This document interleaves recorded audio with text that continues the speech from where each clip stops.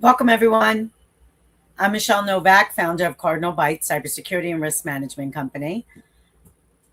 I welcome everybody aboard today. I'm looking forward to sharing with you the 15-minute Cyber Shield tidbits so that you can learn how to protect your organization and your firm.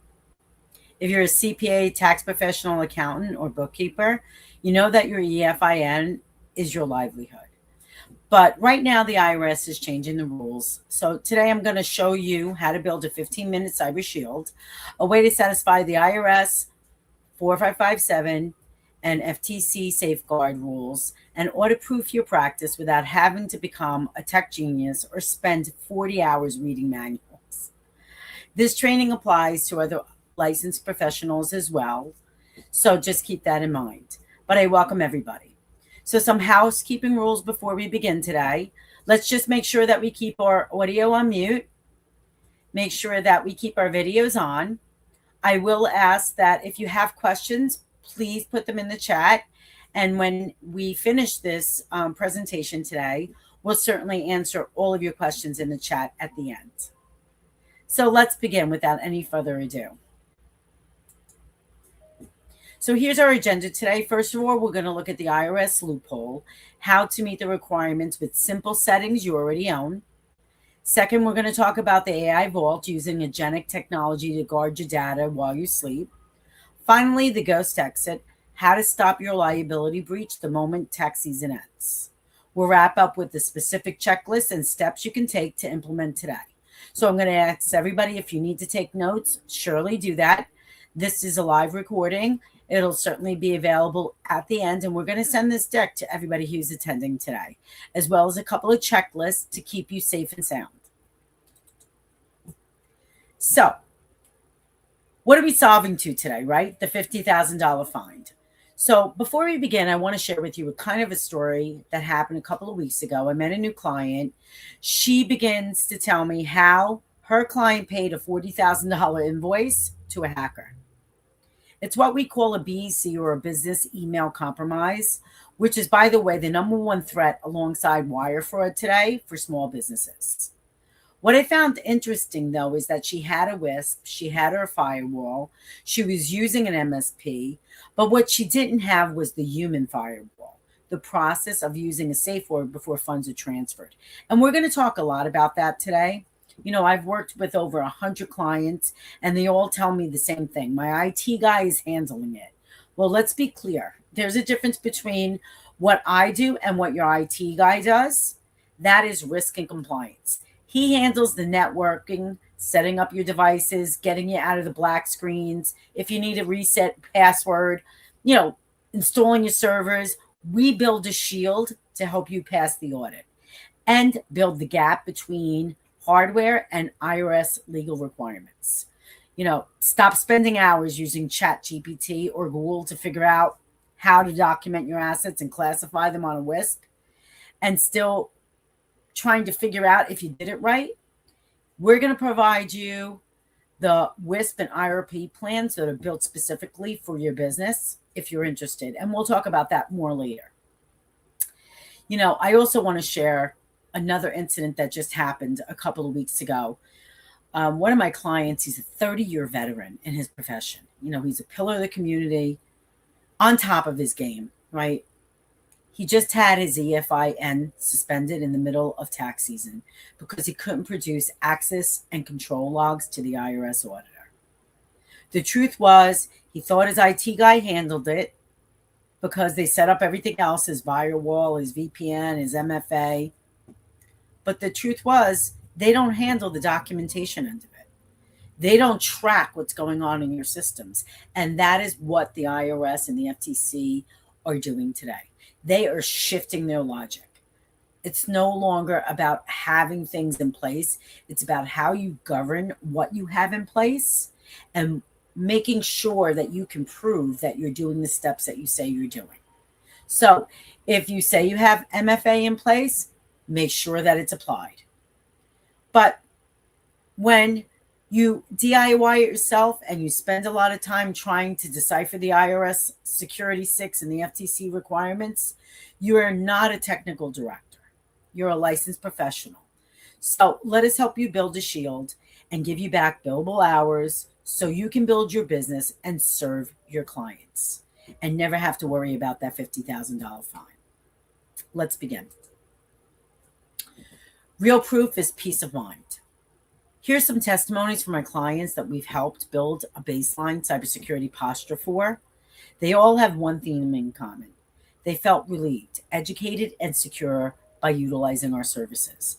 They understood the value we were bringing and how we could save them time, money, and most importantly, keep trust with their clients while building confidence and becoming audit ready. That's what it's all about. So the training that you're going to take today, I'm going to give you some deep information and things that you can do yourself immediately to implement to help protect your systems outside of what you already think you may have or not have. Cybersecurity not only builds a compliance shield, right? The requirements now is, again, to show what you actually are governing, the process you put on the paper, not just creating a fancy document, calling it a WISP, and handing it over to an auditor or your insurance company and hoping it'll pass. The regulators are looking for true governance, which means you state in your WISP that you back up your hard drive every 60 days and then test the data to ensure recoverability. They want the proof you did it. Show me the logs. Show me the timestamps. I walked into CPA offices a few weeks ago. The IT guy was swapping out their computers and installing new servers. Naturally, as an auditor over 20 years, I'm going to just sit back and observe what's going on. And as I was watching, I see the IT guy take the old servers and bag it. Okay, I'm thinking to myself, but then he does something unusual. He puts the servers in the box and tapes it up. My spidey sensors start to go off. What I like to call what's going on. So I walk over to him and I say, hey, I see that you're doing some swap outs and yada, yada, yada, but what are you going to do with all those old desktops and the servers you're removing here from today? And, he simply looks at me and he says, well, we're going to take them back and dump them. And I'm thinking to myself, dump them how? There's a proper way when you're removing old computers or software to dump and making sure that no one has access to that data. And it almost felt like he was not going to do that. So, I can tell you the concern for me, he was not following the normal chain of custody and the methods of destruction. And that really kind of set me off. I did share my concerns with my client. But if you're not using a physical shredding or degaussing or cryptographic erase tool, you might as well just hand over a computer to somebody on the street and say, here you go, because that's not what the auditor is going to think when they come in. So let's talk about the $50,000 document trap. I just shared with you kind of two events where clients thought their IT guy was handling it and doing the right thing. That's a $50,000 mistake you cannot afford. And I'm going to repeat that. It's a $50,000 mistake you cannot afford. Again, the IT guy handles your connections, making sure your printer works and the internet is fast, your router firewall is installed properly, but they don't manage the system logs, the pain points of detection, the proof that the IRS and the FTC is requiring to show you're monitoring, detecting, and preventing your PII being exposed. You may have an MSP provider, someone who's come in and said, okay, we're going to protect your systems. We're monitoring it 24 hours a day. But there's a big gap in what some of these services provide and actually do. And I'm going to share some tidbits that I want you to look for and go back and ask them. If you have a service already deployed and you think they're protecting you, there are things that you need to make sure of, especially with the new changes in validating how vendors are and what vendors you currently have that are going to help protect you and also protect your client. Okay. Again, I saw one of my good clients lose their EFIN right in the middle of February because he had firewalls, but no signed or proof of access logs. That's a problem. The auditor doesn't care about your router. They care about your paperwork. So let's talk about the auditor's black box. When an auditor walks in, they aren't looking at your code. They're looking at these four things. Do you have logs? Is your user inventory clean? Can you prove your staff was trained? If you can't produce these on demand, you aren't compliant, period. When I walk into a prospective client, I'm observing behaviors, processes, and protocols that they have in place.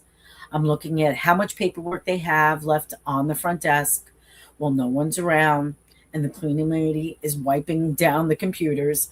I'm looking at the open file cabinets with the information exposed. I'm looking at the computer screens that are unlocked, right, because Mary went to go get her morning coffee. I'm looking at the laptop sitting at the front door with security cables not on it, right? Nothing protecting it, nothing stopping somebody walking through that front door when no one's around and grabbing it. I then take these observations and I go and I ask for the policy and procedures around these things that I observe. And that's what an auditor does as well. All auditors act the same way. They're going to do their observations of the physical environment, and then they're going to also go by the standards of what they need to test, but also include those observations. Right? I already know when I ask for that policy or that procedure, maybe about the laptop security, and I read it and I start asking questions, that they're not actually following what they wrote. They're not actually doing and enforcing what they said they were going to do. So if they're not getting a simple process right or correct, then I'm on high alert when it comes to things, especially when I'm testing their systems or looking at their actual WISP. A lot of people that I've come across in my field, they will have templates that they downloaded. And while some of these templates are more robust than others, it's not enough if you don't understand and you haven't completed them right, what's required and what's required to be captured and documented, let alone not having a risk assessment, which is required annually. An auditor, those are the two things they're going to ask for when they walk in. They're going to want to see your WISP. They're going to want to see your annual risk assessment and your pen test. And if you haven't had those three things done, then you are out of compliance, period. There is nothing that you're going to do or tell that auditor anything different. Let's talk about the IRS loophole. Let's get into the secret number one. I call this the loophole because you already pay for the tools you need to satisfy 80% of that audit. You just haven't turned on the switch yet.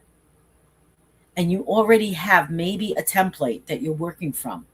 So let's show you some things that you can do today that will help you, again, in 15 minutes to build a shield that will help you protect your business and your most important asset. Breaking the IT guy myth, right? Again, we talked about what the IT person does. And if you have an internal IT department, IT people do different functions. And if you don't have the resources to manage your cybersecurity, then you need to find someone or designate an external partner that can do that for you, because that's critical in today's world, especially with everything that's going on in the geopolitical world right now and the things that we're seeing in the cybersecurity space with threats and hacking, right? It's also about the truth, right? IRS, the mandates, the FTC, and all of the upgrades that they do. March is usually the biggest time of year where a lot of these mandates change and the new requirements come out, and we have to adapt to make sure that we're implementing those things throughout the year before they come in and start testing again. Because there's no leeway when it comes to stuff like this. Again, you need to protect your reputation, and you also need to protect yourself from violations and any kind of legal ramifications that come along with a breach or irresponsibility. And I'll say that lightly, right? You got to get your WISP. Make sure you sign it. I had a client. I had a client who got a violation from the IRS because he had his WISP. We sent it over. He never signed it. Never signed it. They look at that. It's as good as telling the IRS, yeah, I have it, but they don't know if you're actually read it and are implementing it. And they don't care either. So let's talk about the WISP loophole, right? It's a live document. You need to sign and date it by whoever is responsible. And again, that's one of the things in the mandates. You need to designate a party who's responsible. If you're a one-person CPA, then that's you. Unless you have somebody externally handling your systems, you can designate that person, right? However, if you're up to 50, it's someone within your organization that can handle that for you. Make sure that you identify that person and it's written somewhere, because that's the person who needs to sign that WISP. They're taking ownership of everything that's in it. Well, the updates, any changes, anything that happens within that WISP, right? They're going to specifically look for MFA enforcement. Is MFA on all taxware, software, and email accounts? Meaning, is it locked down? Do you have multi-factor authentication? So when you log into a software, do you get a separate pop-up, whether it's facial recognition from your system, whether you set up a separate passcode to send you an OTP or a message via text? Make sure it is set up. That is critical on anything that you're touching. Data encryption. This is key. Okay. This all comes down to how you're protecting that data in transit and at rest. Anything that flows through your system, whether you're using Dropbox, whether you're using a software, whether you have a website, all of that information that's flowing through the internet, is it locked down? Especially your client's data. And that's where the vendor assessment comes in. And we're going to talk about that a little bit later. Annual training gets everybody, right? We all take annual training, but what they're specifically looking for is that you have documented, not only you, again, if you're a singular solopreneur, or if you have 50, 100, 1,000 employees, that you can prove that every single employee took their annual cybersecurity training. And there are probably about 9 critical ones that you need to do. And then there's also the phishing testing that you should be implementing and doing, if not once a year, quarterly, or at least semi-annually, okay? Designate that person, conduct your risk assessment. We talked about that. And there's 2 parts to a risk assessment. There's the questionnaire, and then there's the cyber risk assessment, which means your system has been tested. And any vulnerabilities, or what we like to call incident of compromise, have been identified. Gaps in your configurations, your network, whatever it might be, have been documented, captured, and you have a remediation plan in place to fix the things that are critical.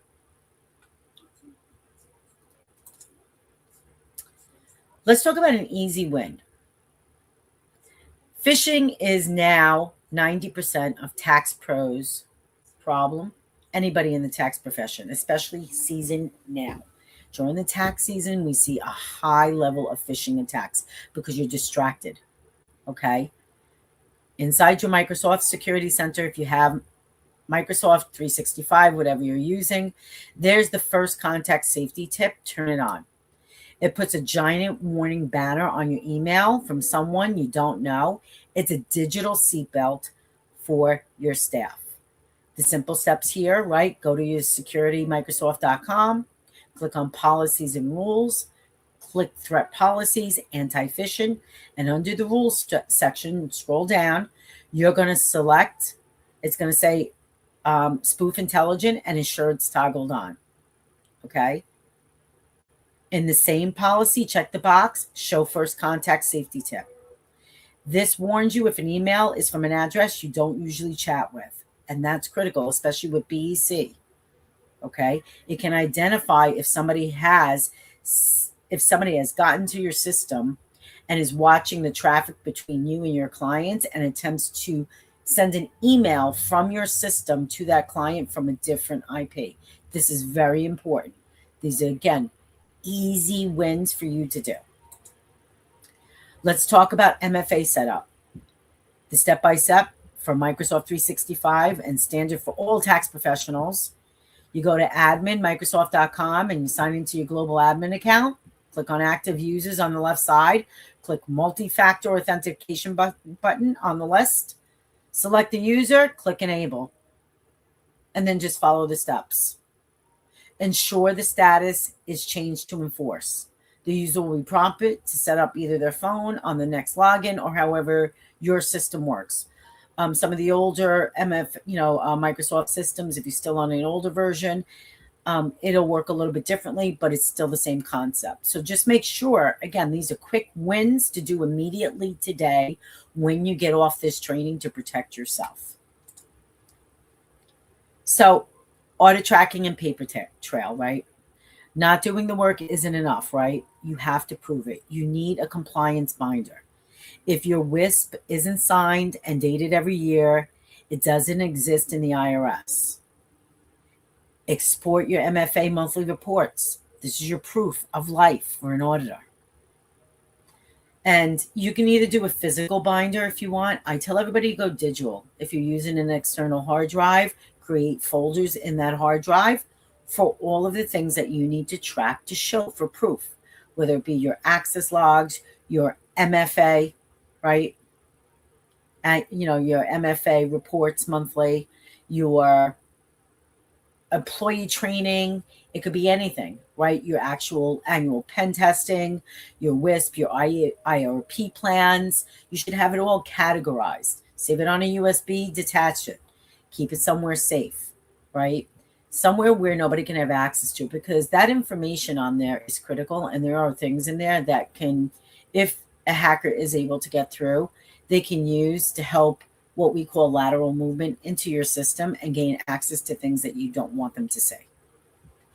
But again, designate a simple memo saying, this is the security person that's been designated, blah, blah, blah. That will hold up against the IRS. It's a memo to yourself, dated, signed, and who you designated.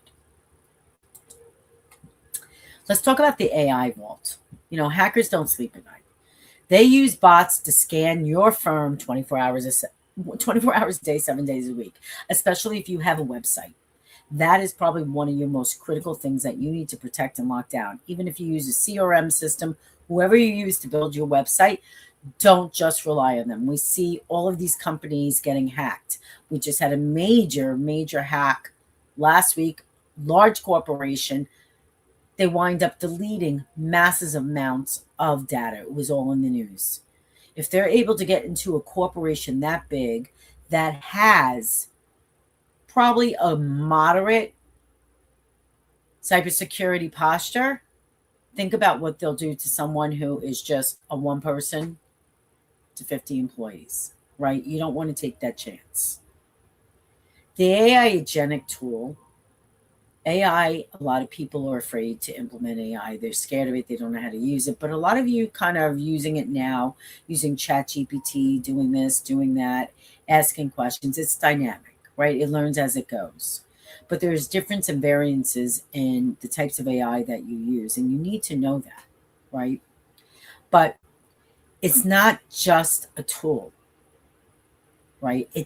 You can set an AI robot to act as a protector on your system. So it can watch and it can act as a protector. If someone tries to download 500 tax returns at 3 a.m. from an IP address in another country, the AI kills the connection before you even wake up. That's how important it is to kind of use AI today as an oversight. You need to implement things to be the 24/7 robot guard that watches your SSN data while you sleep. You know, I had a client call me last Friday at 9 p.m. at night. Her husband, who's not a client of mine, has an e-commerce store. His phone started to ping like crazy. And usually, you know, when you have a commerce store, that means you're getting sales. But when he got hit with over 30,000 pings within less than an hour, they knew they had a problem and they called me. Although he was not my client, we immediately determined that they were under what we call a bot attack. So AI is used for good and bad.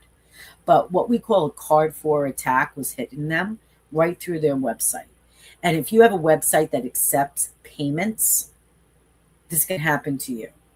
So what the hackers generally do, and I'm going to really kind of use layman terms, they steal thousands and thousands of credit cards.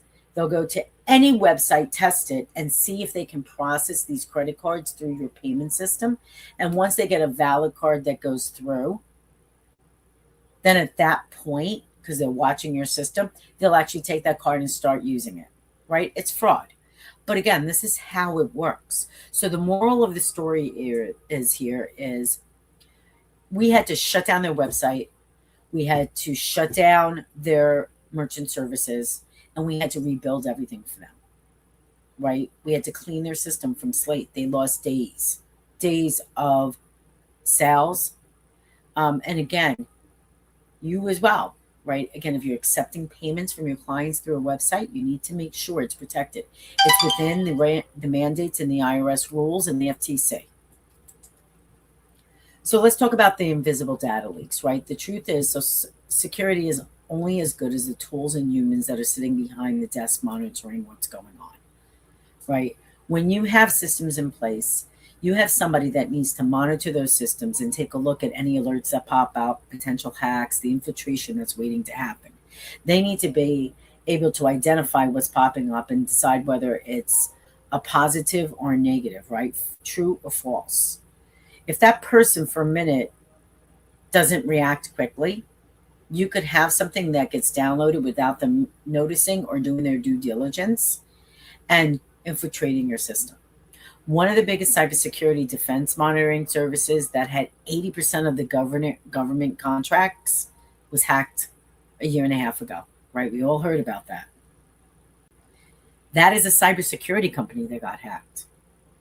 Multi-billion-dollar company. If they can get hacked again, just think what the criminals can do to a small business or a solopreneur. This is why I'm teaching this class today, right? Hackers use bots to scam millions of small firms all at once. They don't look for, the names, they're looking for weaknesses. And that's what these bots are doing. The cost of a small business to recover from a breach today averages about $120,000 to $150,000. AI Agentic monitoring is only part of the key to building a secure perimeter and protecting your client's data. So let's talk about how to deploy protection, right? The old way, checking every email file for leaks, seeing if you should click on it, not click on it, not sure who that person is, not sure if it's clear, not sure if you should click on a download, right? If someone tries to download 500 tax returns at 3 a.m. from your IP from another country, the AI will kill that connection before you even wake up. This is about moving from hope to certainty. We're using ISO 2700 standards, the gold standard of security, and automating them. How it works for a CPA. The AI scans your email for phishing, fake emails try to steal passwords, and watches how data is shared. So the benefit, if an employee tries to email a spreadsheet full of social security numbers to a personal Gmail account, the robot pops up a warning saying, hey, this is sensitive data. Are you sure? And that helps you, especially with seasonal workers and people that are remote that you have no control what they're doing with the data that you're sending. It could be your bookkeeper, it could be anybody. Don't assume you're protected. You're responsible ultimately what that data and where it goes. The cyber task is monitoring. It monitors the data leakage and identifies the safety without you, the CPA, having to check a single log file or worry if that download is real or not. That's why this is very important, right? You can deploy the AI, you can give it instructions, tell it what to do, and it can help you monitor your systems. Again, 15 minutes, it doesn't take long. Let's talk about the technical setup from an AI agentic point of view, right? The setup requirements, it can identify key assets, right? Your paper trail for secret number 2 is all about behavioral baselines. When the IRS asks you how you monitor your data, you can show them these logs that the AI tool can create for you. You could show them the automated response history of an employee accepting or declining sending that spreadsheet. It proves you aren't just a passive person in your cybersecurity posture, but proactive defender. And that's critical. That's what they're looking for. We talked about governance. That is true governance, right? So a lot of you use maybe TaxStone is a platform a lot of small businesses use in their practices. You know, they have recently added AI features that act like an automated office manager, just so you know, right? And how it works, it uses AI to automatically sort client documents and, more importantly, track who has access to what. It ensures that only the right people are looking at private tax returns. It's like a digital filing cabinet that locks itself. If a task is missing a required security step like e-signature or encrypted upload, the robot flags it in a simple dashboard. And that's what this AI agentic implementation of DIY that you can do for yourself can do for you as well. It's monitoring. It's document security and access control. That's one of the critical things that the IRS and the FTC are looking at on audits today, right? Document security and access control, ensuring the firm stays compliant with 4557 automatically. And it's important that you can do that, right? Here's some wins for the DIY person to help you deploy and set up the tool that automates your protection and ensures clients' PII keeps safe. If you have an MSP provider handling this for you, there are 3 questions, and I talked about this earlier, you want to ask that are critical. And depending on their answer, you may want to find someone else. So, when you use an MSP, you're outsourcing the execution of the IT and your cybersecurity governance. But you cannot outsource the responsibility of that data. That is the differentiator here. You can provide a responsibility matrix, and that's what you want to ask them, that defines exactly what alerts your SOC operations center monitors 24 hours a day versus what is automated or ignored. Many firms assume that the MSP is watching everything. In reality, many MSPs are only monitoring. The up and down status is your server on. You need to know if they're monitoring behavior, red flags, ensure there is an active threat hunting, not just passive monitoring. And that's what you want to ask them. You want to ask them, what is your documented incident response plan for our firm? And what is your guaranteed SLA or service level agreement for containing a live threat? Something that they know is a potential breach. When a breach happens, every minute counts. I'm going to tell you that right now, right? And that is critical. You don't want to be negotiating who's responsible for what while your data is being exfiltrated. If they see that happening, you need to know that their time to detect and their time to remediate is on point. If their response time for a virus is the same as their response time for a broken mouse, 4 hours or 8 hours later, your firm is that you're extreme risk. Bottom line.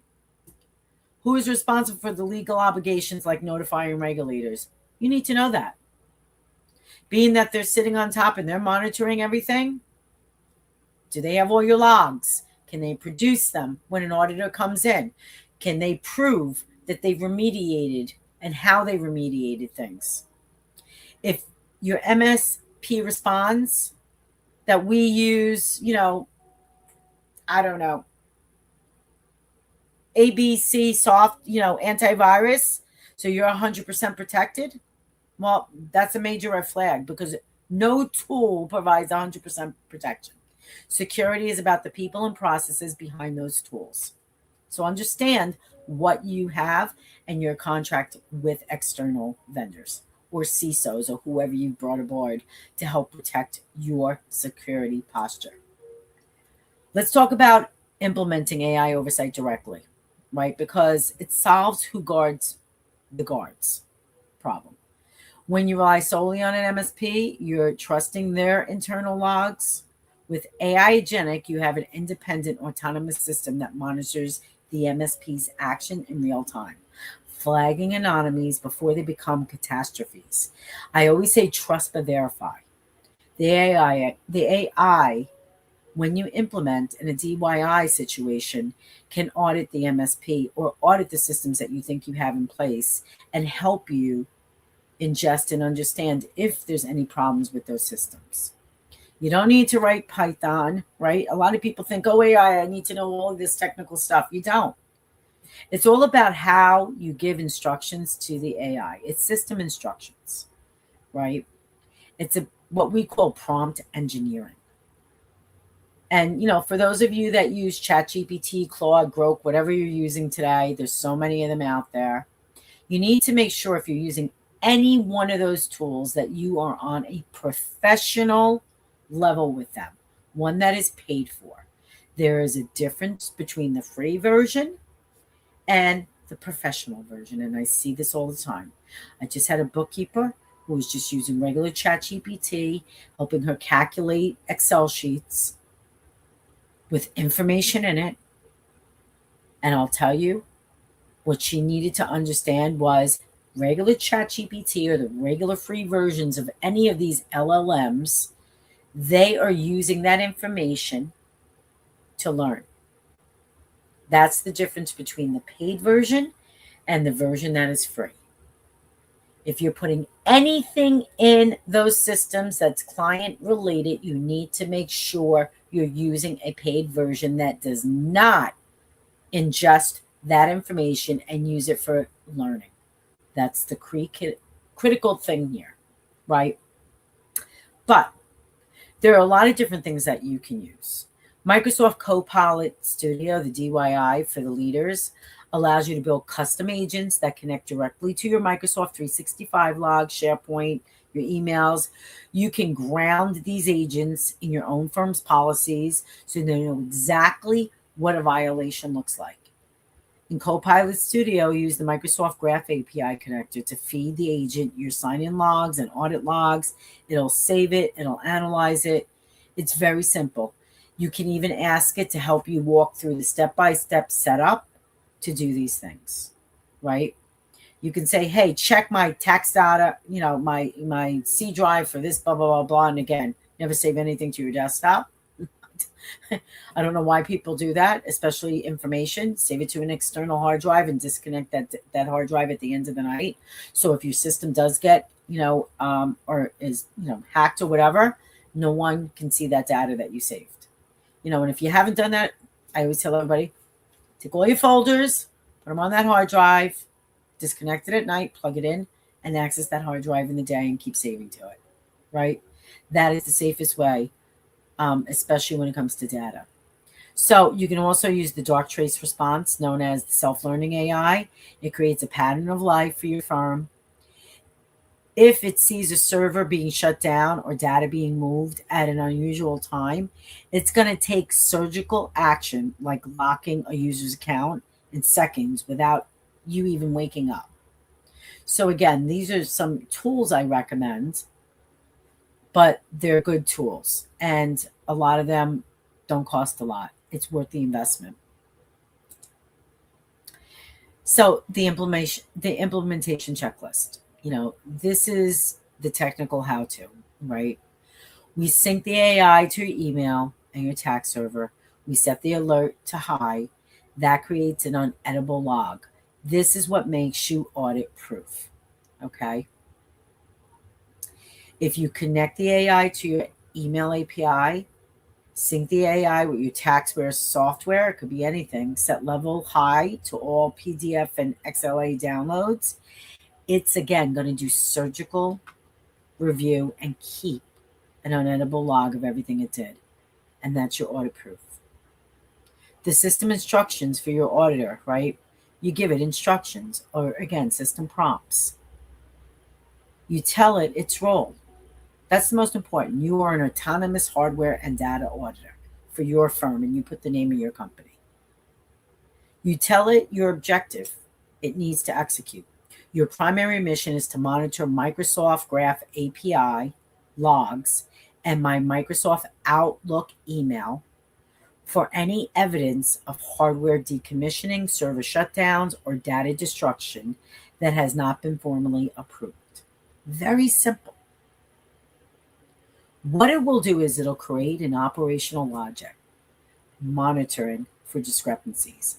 Every time you receive a server offline or a device removed, an alert via the API immediately searches Outlook, inbox, and sent for keywords. Decommission, recycle, destroy, shred, or server bagging, right? That's what we call it. It's going to conduct verification checks.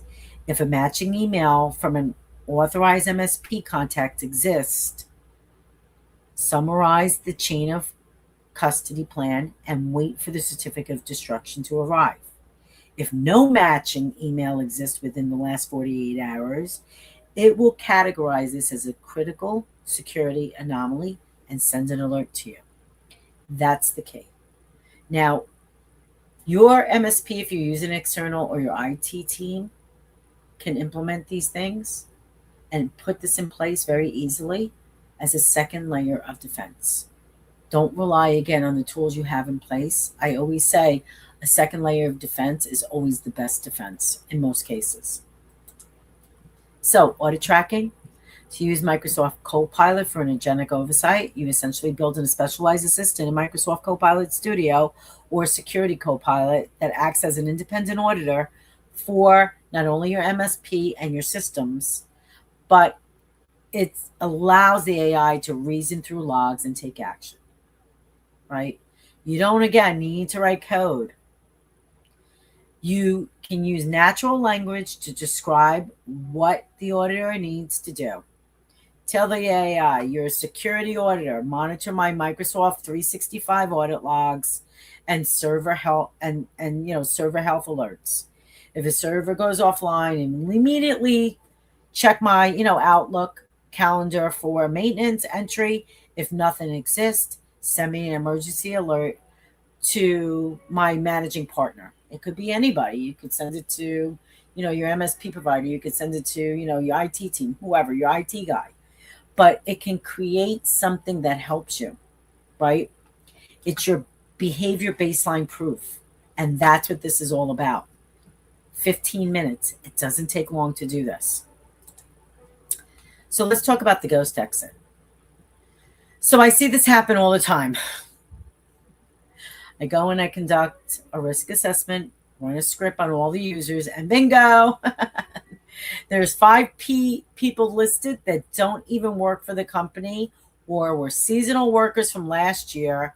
We call that the IRS proof fine because that's exactly what they do.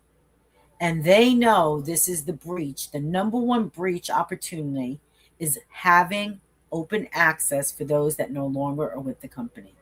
They specifically look for this. I'm going to tell you, it's like one of their number one things. So let's talk about the 60-second ghost exit. Tax season ends, and all we want to do is collapse. But on April 16th, you have a massive security hole. Your seasonal staff, right? Or maybe somebody that you let go. Or maybe your bookkeeper you're not going to be using for the next 6 months. I don't know. Their logons are ghost credentials at that point. That's why we call it ghost, right? It's a ghost exit. If you don't vanish them, they are your back door waiting to be opened. This is a simple checklist, right? It's not complicated. Put a reminder on your calendar and take the action to do it. This is a 60-second proof protocol to ensure that when a staff member leaves, your liability leaves with them. Okay? I mean, it's very simple. But let's take it the next step, right? And we just talked about this. I want to share something with you, right?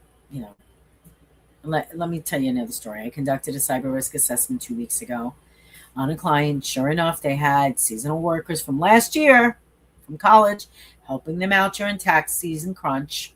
The problem is that they were allowing them to access to their system server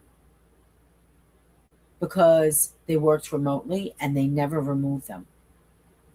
So this ex-employee could actually log in at any time and still have access to the client's data. When a seasonal worker keeps their credentials, they become a ghost user. That's what we call them. And that's what it actually shows up when we test. A high privileged account that sits dormant, invisible to overworked owners who are wide open for exploitation. I'll share with you another situation. Because this company failed to shut it down, 3 months after the fact, the employee's personal laptop is infected with malware at a coffee shop. Because he still had VPN and email access to this firm, the hacker used his ghost credentials to bypass the firewall, move laterally into the firm's main database, and exfiltrate thousands of clients' files without even triggering an alert. Because they had full access to credentials. So I want you to picture that, right? If you get to shut everything down,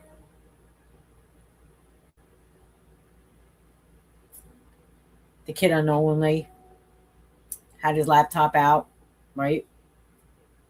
Hacker, a lot of them sit in those little shops, wherever you might be. They interject what we call like a man in Miller. They watch your traffic and they're able to get in. And that's all they need. They had his credentials. So it didn't even happen through an actual attack. It's like they opened the door and gave it to him. As a business owner, you're responsible to plug the holes and take the action to prevent this from happening. You have to mirror the digital departure from your network. This is so critical.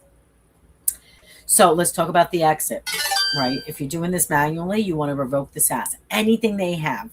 You want to wipe PII, kill the VPN, any tax software, anything they had access to, you want to get rid of it. This isn't just deleting a user. It's a total scrub of the company data from their personal device. This is how you prevent post-tax breach, right? You don't know what they did. You could tell them, don't save documents. You could tell them only use this. You could tell them only use that. But people are human. They don't always listen. And I think we all know that. By syncing the AI to your email and tax server, you're creating a high alert. You can make sure that they are being watched.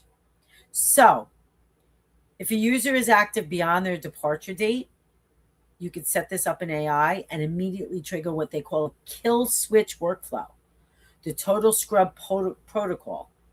Your AI agent can do this for you. It can revoke all SaaS licenses, remotely wipe any PII, personal identifiable information from a known personal device used for remote work. It can kill the VPN connection and reset all credentials. And then a log and create a log that exactly timestamps these actions that is uneditable and audit-proof for your file. If you show that to the IRS, they're going to love you. I'm going to tell you that right now. They're going to say they're on top of their game. And that's really what we're here to prove, right? And they're protecting their country. Remember, it's proactive, not reactive. Use the tools that you have in your system that you can use very easily to set these things up. You can use this template again. You're going to get access to this to either train your AI or keep someone at, keep it somewhere as a visual reminder in your office. Set your calendar invite to April 16th. Keep this somewhere where you can see it. Put it on your back screen. I don't care where you have to. And make sure that you do this yourself. And again, if you're not comfortable, set up the AI to do it for you. You go in, you have that remote worker before you tell them bye-bye or you give them their last paycheck.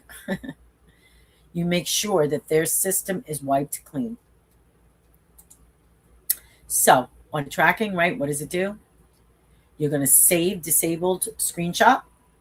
You take a screenshot of your admin user listing showing the seasonal staff or whoever it might be that they're disabled in this status. And you'll save this to your April 16th compliance log or your folder that you built. You're going to run a report for seasonal IDs from May to June. Could be later, but I always say May to June. Proving 0 login attempts, right? Because that's critical. You don't know what they saved. And then you're going to update your WISP, most importantly, seasonal offboarding protocol verified and put the year. All access terminated and put the name of the person that executed this on those people's systems. This is true governance.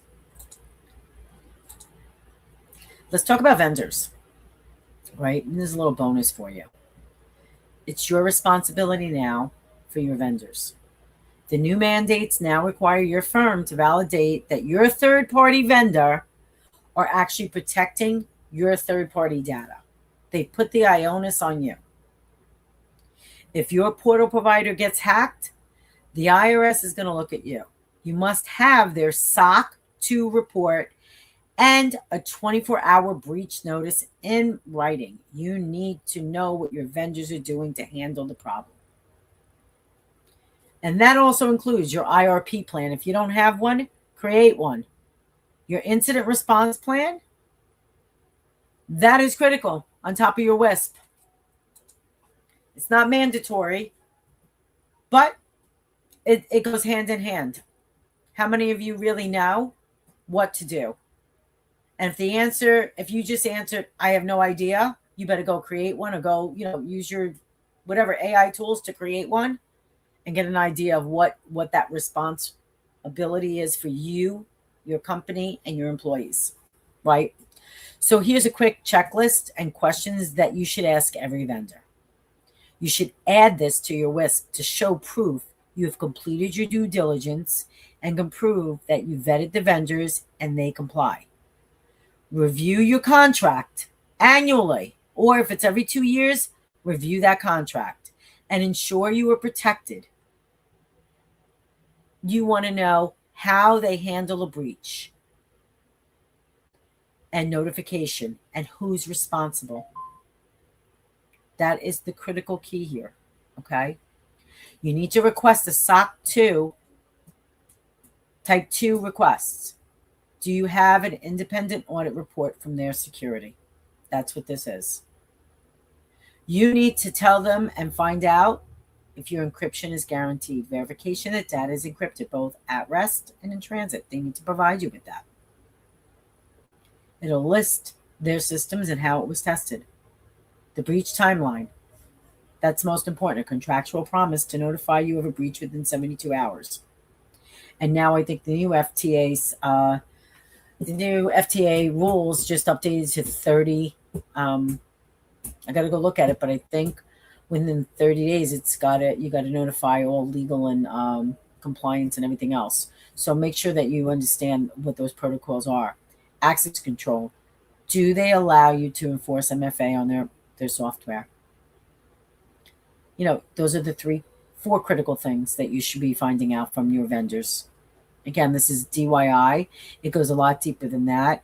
The new mandates require at least these at minimum, along with your IRP plan and everything else. But it's proof that you vetted that vendor. Are they financially sound, right? What's the likelihood of them going out of business? Have they had any breaches or incidents on their systems? What do they do to remediate? Have they had a recent audit from an external auditor? Were there any findings? These are all questions that you can ask those vendors, and they are required by law to divulge and give to you. So, vendor questionnaire. Don't just email them. Store their responses in a central vendor vault. Again, externally, put it in a binder. Auditors want to see the actual answers provided by your SaaS providers. They want to see it, right? And if you don't know what a vendor questionnaire is and you don't have no idea outside of the questions I just gave you, you should go look it up, right? SOC 2 review memo. Create a one-page memo, again, for your major vendors, Drake, Microsoft, whoever you're using, and state that you've reviewed their security posture in the current year. Termination proof. Keep a record of when you stopped using a vendor, and proof that you requested your data to be deleted from their servers. I'm going to repeat that you requested that your data be deleted from their servers, and they have provided you proof, whether it be in an email, whatever it might be. Again, in your contracts that you sign or re-sign with them, you should make sure that that clause is in there. Okay? So, the law of the land, we all know about the FTC. We all know that the new mandate that they put into place is that now when you certify for your PTIN, EFIN, right, whatever you want to call it, you are certifying that at minimum you have that WISC and that risk assessment done. It is your license to practice and keep your license. If you have not done that, please reach out to somebody, right? You can reach out to me. I can certainly help you, but reach out to somebody and get it done. If you have not updated your WISP, or you think you have done it yourself and you think it's good, have somebody do a review on it. Validate it. Read through it. Make sure you're following what's in it. Make sure you understand. Because again, the last thing you want to do is sign a document and it not be true. Okay? So, I hear this a lot. I don't have time for this. I get this all the time, whether it be an existing client or a new client, right? The IRS doesn't care if you are a one-person firm or a multi-million-dollar conglomerate. They treat the audit the same.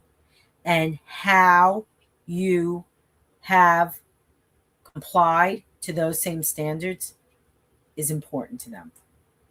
They expect the small business to be in compliant and designate someone to lead their cybersecurity infrastructure and have controls in place. Right? The old way is spending hours a month worrying, reading IRS PDFs, going to tax symposiums and listening and, understanding and trying to implement yourself. That's the old way, right? Let us handle that for you, right? We'll handle the tech and you handle your clients and billing them. I'm going to talk to you a little bit about that and what we offer, right? The audit-proof build-up. Imagine for a second, a week before tax season, you get the audit notice, and it happens. They want your WISP, your logs, your training records. Now you got to stop what you're doing in the middle of tax season. You got to gather everything, or if you have a team, you got to ask them to gather everything. You got to get ready, right? You're starting to panic because you don't even know what's on this stuff. You don't know if you're giving them the right information. Those of you that have been through audits may have an idea, understand, and you learn from it year over year, but everything changes year over year. The new criteria, the new testing, the new review, all of that, the observations, it all changes year over year. As an auditor, we always change our methods because we're advancing. So remember that, right? You don't want to be, again, and I'll just call him Joe for the sake of it, and that wasn't his name, my client 30 years, who literally had his EFIN revoked and suspended in the middle of tax season because he did not have access logs. He's still trying to fix that, and I'm helping him. Even though it's not something that we produce, it was something he thought his IT guy handled. With our shield, the cybersecurity shield, you'll have an auditor, a clean binder, right? You'll have everything that you need to do to be safe and audit ready. So, if all this training did today was guarantee your EFIN stays active for the next 10 years, give you 100 hours a year of worry time back, provide legal protection to sleep through the IRS inquiry, protect the legacy of your firms you spent years building from a single seasonal mistake, ensure your family's financial security isn't threatened by a $100,000 regulatory fine, and finally walk into your office with absolute confidence that you're 100% bulletproof. Would it be worth it? And I'm going to ask that again. Would it be worth it? So stop drowning in the red tape, everybody, right? What would this cost to you to give you peace of mind? So today I put together a special offer for anybody who's attending this webinar, and even for those that see this later on. Because I want you to be a part of a revolutionary AI system that I'm building to make your life easier. It's with a click of a button. And have and be ready and compliant for all of your next audits. If you could just imagine a system that you can click a button, it's on your system, you're in control of it, you're in control of all of your employees, all of your endpoints, all of your datas, and it's monitoring this system 24 hours a day. What would that be worth to you? I'm going to show you the system, right? So I'm building a new AI compliance system that can be deployed directly on your system. It will automatically read your system, identify all the gaps within the compliance arena. It's built against 20 plus cybersecurity frameworks.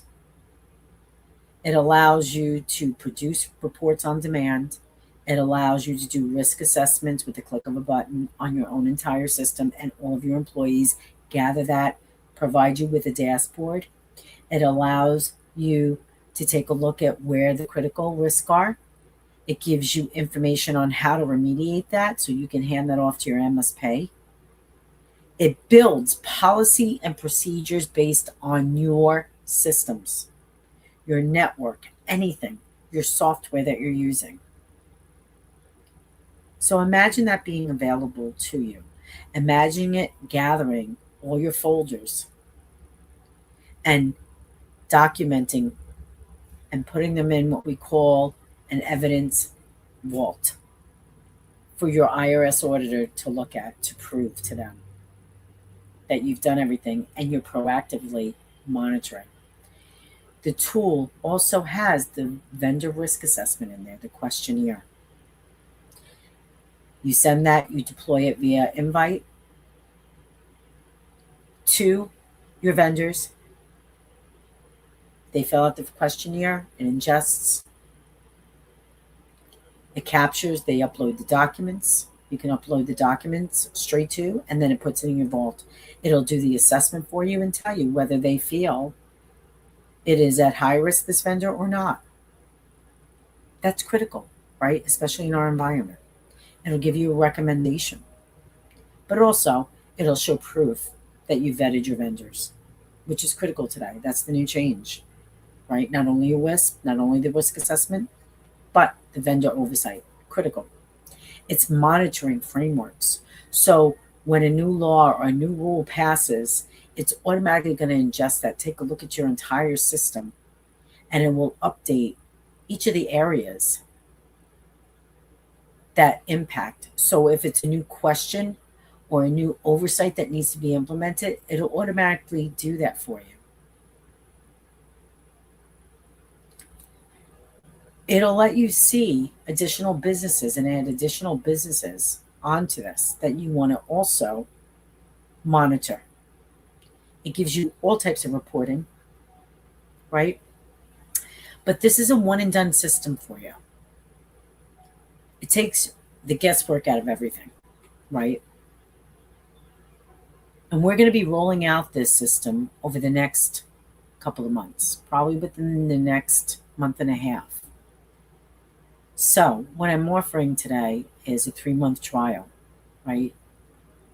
If you bring us on board, We're going to give you a 3-month trial to this new system. You'll be the first to be using a system that's all in one and done, built for firms, especially small businesses. You'll never have to worry. Let's look at what it'll cost you to build a cyber shield, right? If I had to deploy this today and you had to do all of this to protect your business, you're looking at about $8,000, right? To do everything that you need to do on your own. This is probably what it's costing you individually, based on the time of hours it takes you to get all of this ready and do everything. Okay, if not more. I want you to think about that. How much is your time worth? If it took you, 3 days to do a WISP and you spend 8 hours a day, that's 24 hours.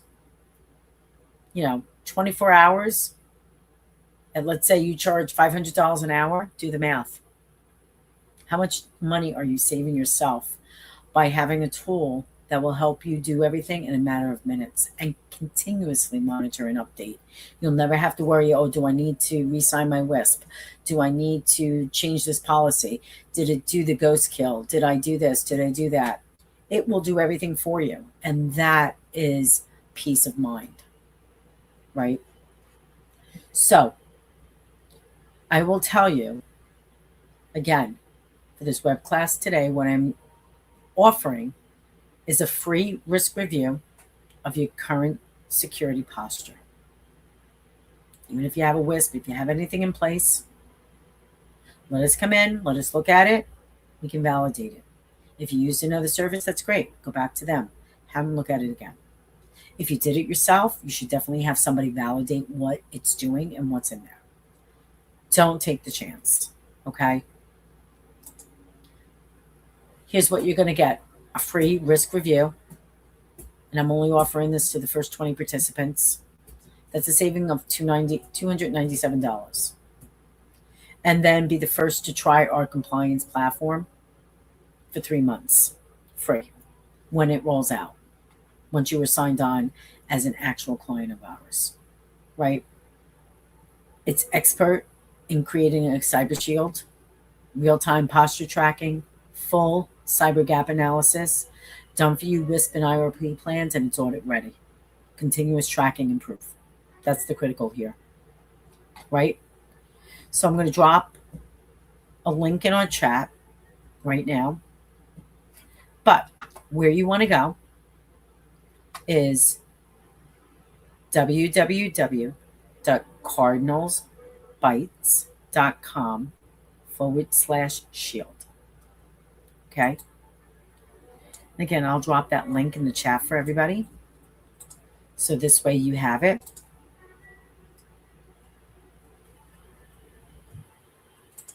And I just put it in the chat. So with that said, what questions do you have? Let me take a look at some of the questions that may have popped up in the chat today.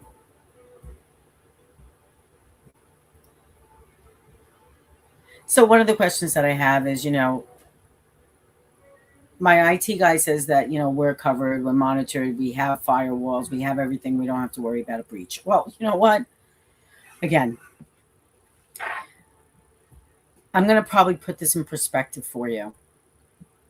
I understand that I work with a lot of IT people, right? But there's a difference between IT and cybersecurity.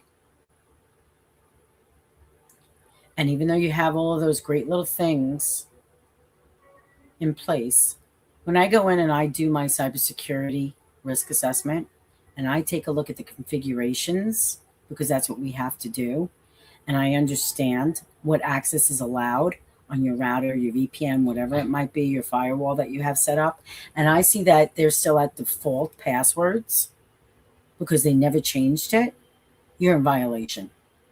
That's open access. A hacker can easily get through your system. So I hope that answers your question. And I'm not here to scare anybody. I'm here to educate. And the truth of the matter is IT and cybersecurity are critical today. They work hand in hand. We both need to balance each other and help each other.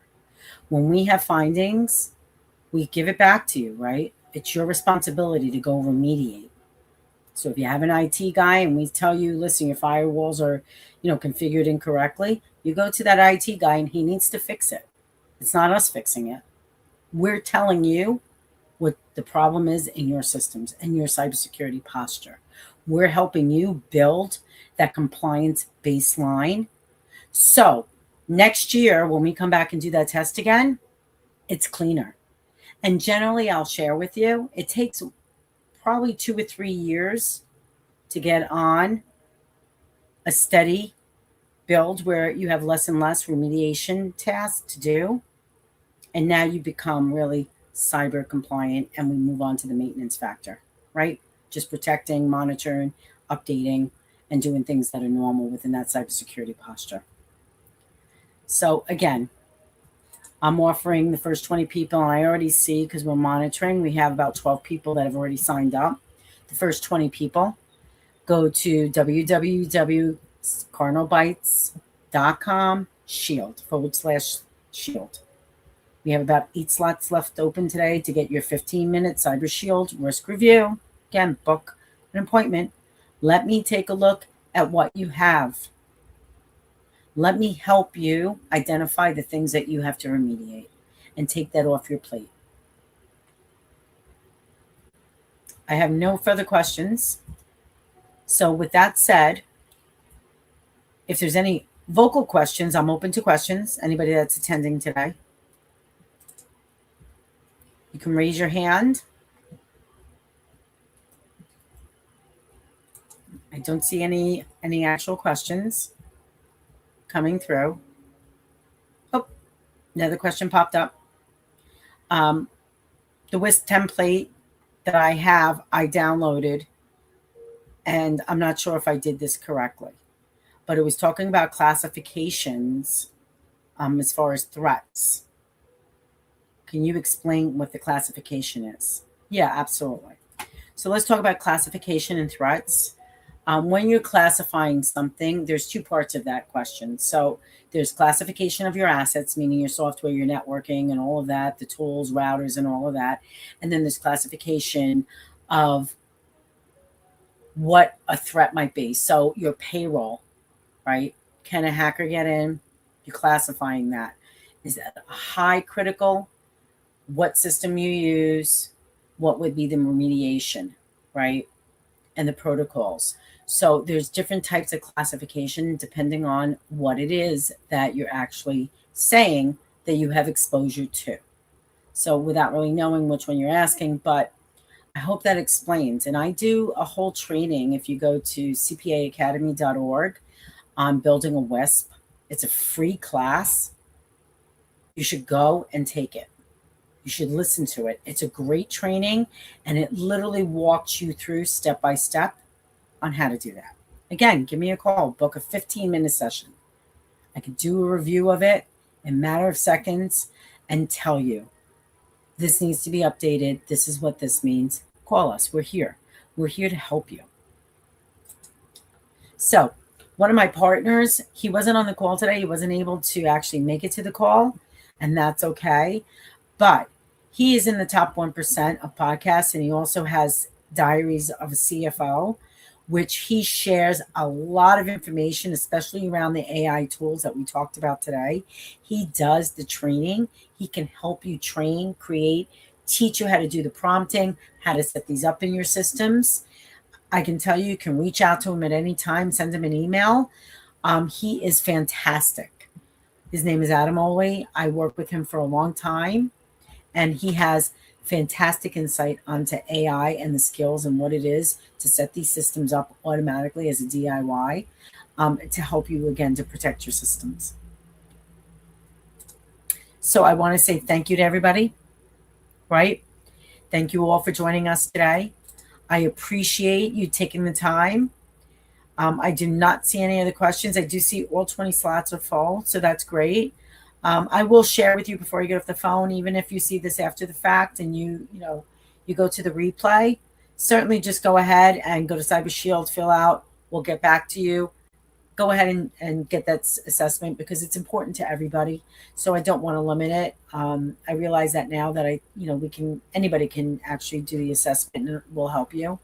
But thank you very much and have a great day.